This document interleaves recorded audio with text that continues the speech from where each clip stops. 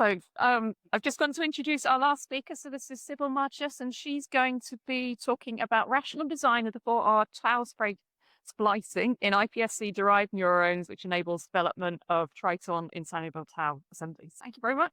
Thank you. Yes, again, a bit of a mouthful of a title.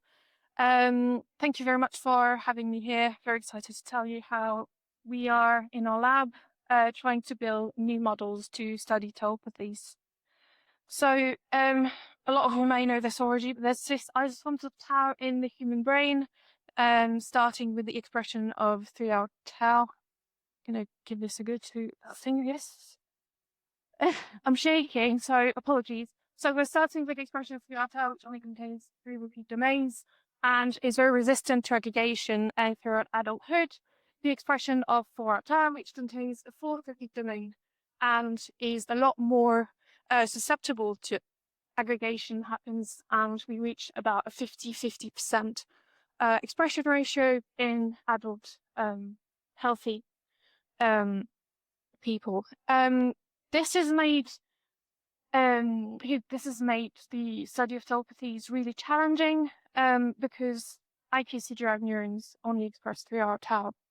So because it's been so challenging to model, very few labs have been able to produce human neurons with tau aggregates, and it's not yet been demonstrated if we get any aggregation of tau that is relevant to what we find in the human brain. So in the human brain, the pathology is driven by the conformation of tau.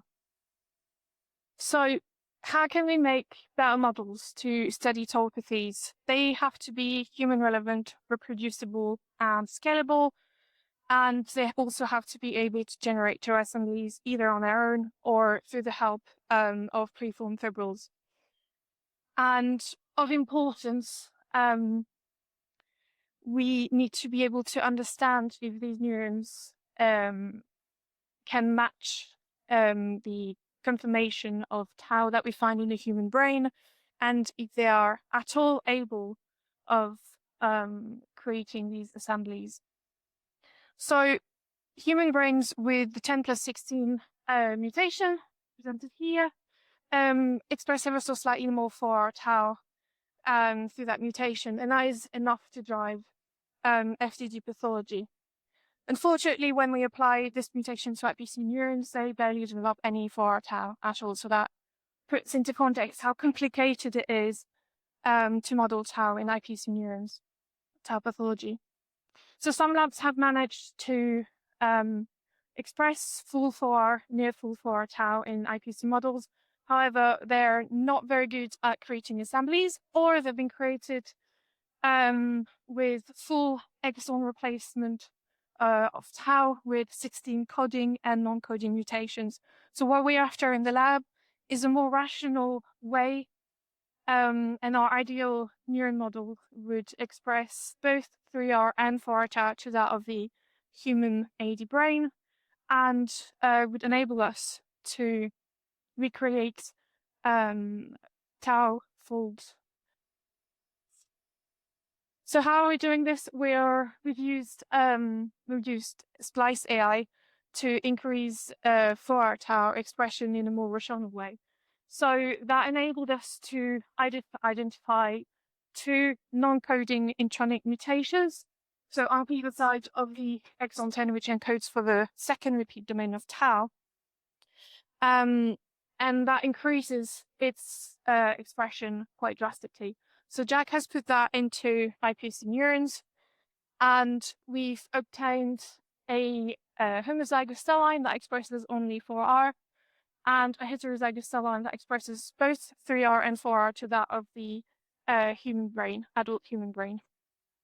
So now, because wild-type tau is somewhat resilient to aggregation and doesn't really aggregate on its own anyway, we've added 2 aggregation-prone mutations that in the brain of patients with FTD do create that AD fold that we are after in the lab. So we've added them to all the cell lines, and we now have a very comprehensive panel of 13 cell lines including MAPT knockout to study tauopathies.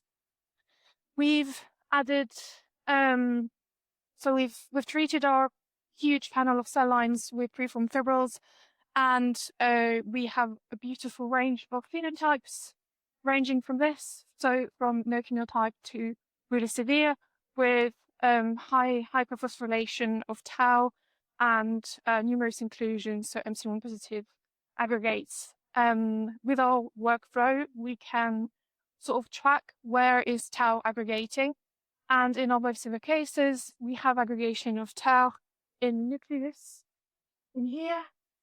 I hope you can appreciate this. So please do come and talk to us about all the very cool biology we're doing in the lab. We really want to see these cell lines shared, used by everyone in the community. So if that was not obvious before, we're at poster 39. Thank you very much for listening to me.